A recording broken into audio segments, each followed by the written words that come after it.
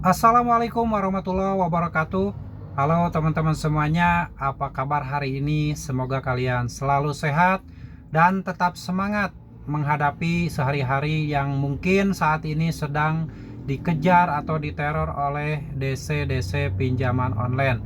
Dan buat teman-teman semuanya yang saat ini mungkin sedang kesulitan ekonomi, saya doakan tetap dimudahkan oleh Allah Subhanahu wa taala, tetap dilancarkan rezekinya dan selalu diberi semangat dan mental yang kuat menghadapi semua permasalahan pinjaman online ini.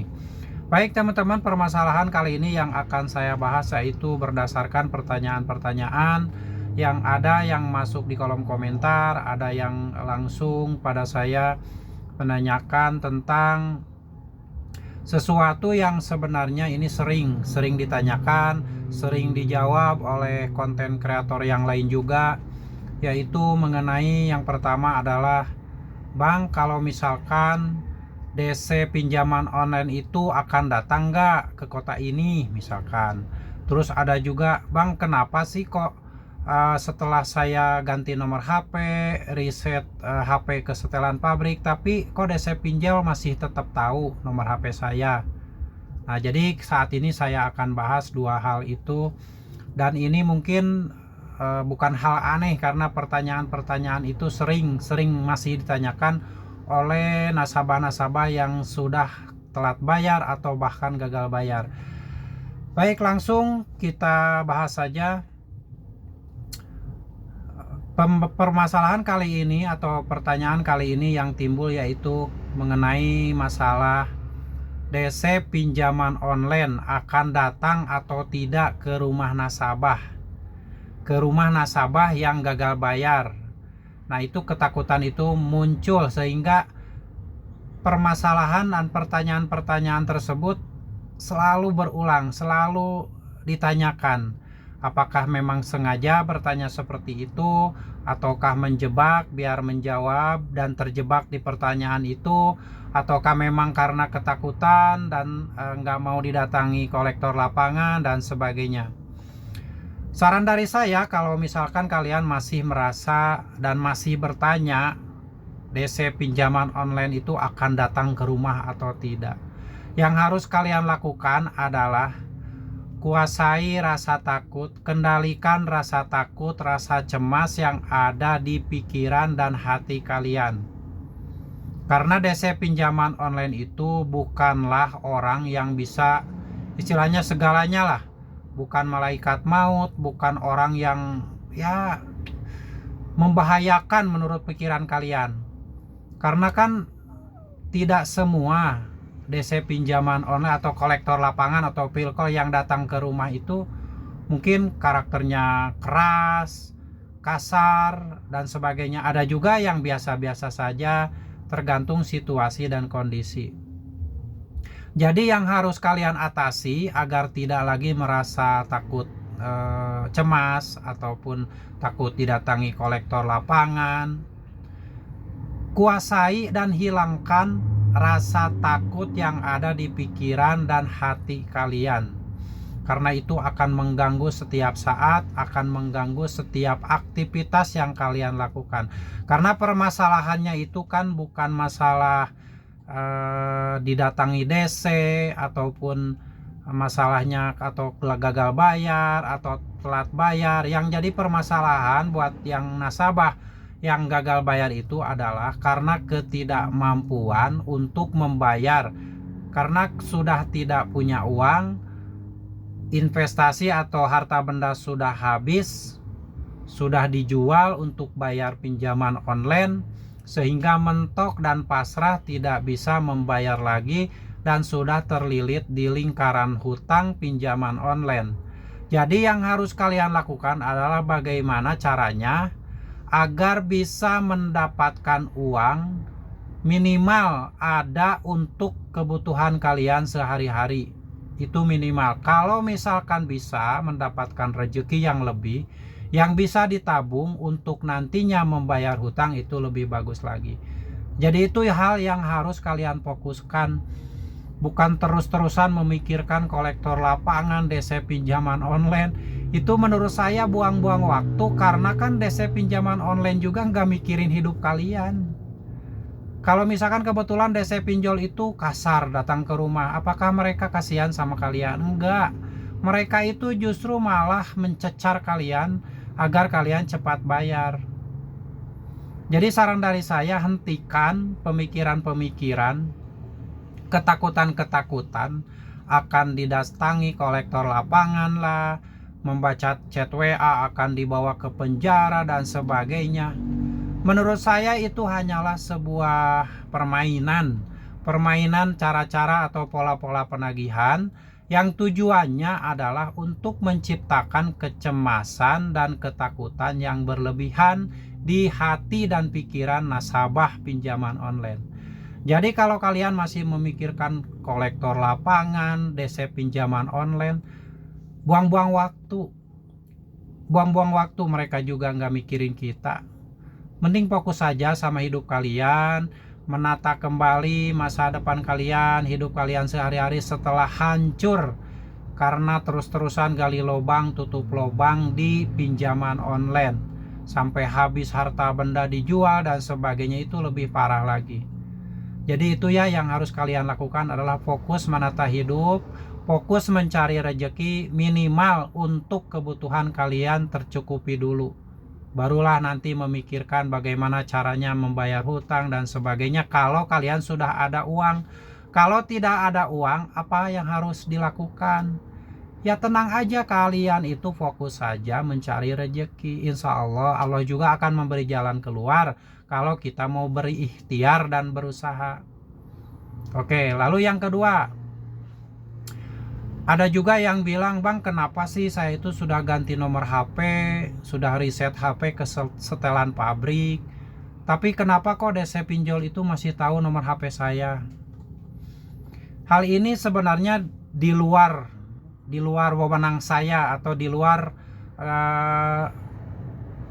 prediksi, karena hal itu mungkin bisa saja terjadi. Misalkan nomor handphone kalian yang baru itu diketahui oleh saudara-saudara kalian atau teman-teman kalian yang lain. Nah, tanpa sengaja mungkin karena kontak-kontak kalian tersebut sebelumnya sudah di-save di sistem pinjaman online, bisa saja mereka itu atau DC pinjol ini menghubungi kontak kalian yang sebelumnya ada sebelum HP kalian di-reset. Dan teman kalian itu karena takut atau karena tidak tahu, langsung ngasih tahu nomor handphone kalian. Itu bisa juga seperti itu. Jadi yang namanya teknologi itu zaman sekarang kan sudah canggih. Yang terpenting tujuan kalian mengganti nomor HP, mereset HP ke setelan pabrik, itu salah satu tujuannya adalah mengurangi frekuensi ketakutan, mengurangi teror-teror yang dilakukan oleh DC pinjaman online, karena kebanyakan dilakukan oleh chat WA dan melalui telepon. Nah, itu tujuannya. Jadi kalau misalkan ketakutan ataupun teror tersebut berkurang, kemungkinan kalian bisa lebih tenang, lebih bisa menata hidup dan fokus mencari rezeki. Masalah nanti kalian mampu atau tidaknya membayar hutang itu kan tergantung rezeki yang kalian dapat. Karena yang namanya gagal bayar itu kan bukan faktor kesengajaan, karena memang sudah mentok, sudah dijebak, sudah terjebak dalam lilitan lingkaran hutang pinjaman online. Jadi itu mungkin saja bisa terjadi pinjol atau nasabah pinjol atau DC pinjol itu mengetahui nomor baru kalian, karena itu bisa dari teman kalian yang sebelumnya ada di kontak, atau bisa juga dari alamat atau nomor telepon kantor. Misalkan DC pinjol itu nelpon ke kantor dan menanyakan ke teman-teman kalian di kantor, dan teman kalian karena gak mau diganggu akhirnya ngasih tahu nomor handphone kalian yang baru. Itu bisa saja terjadi. Tapi yang terpenting kalau memang diketahui nomor baru kalian juga, kenapa harus takut? Apa yang dikhawatirkan? Itu kan tujuannya mengurangi teror-teror, karena kan yang namanya rahasia dari DC pinjaman online dan pinjaman online itu adalah menciptakan ketakutan dulu pada nasabahnya. Kalau nasabah yang telat bayar sudah takut, pasti diprediksi bakal mencari hutang yang lain, berusaha mencari uang untuk membayar hutang, itu seperti itu.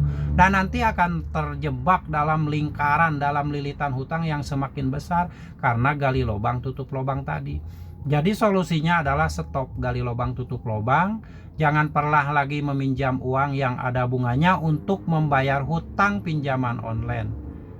Sudah, kalau kalian sudah mentok, sudah tidak ada dana, sudah mending menurut saya stop dulu, jangan dibayar.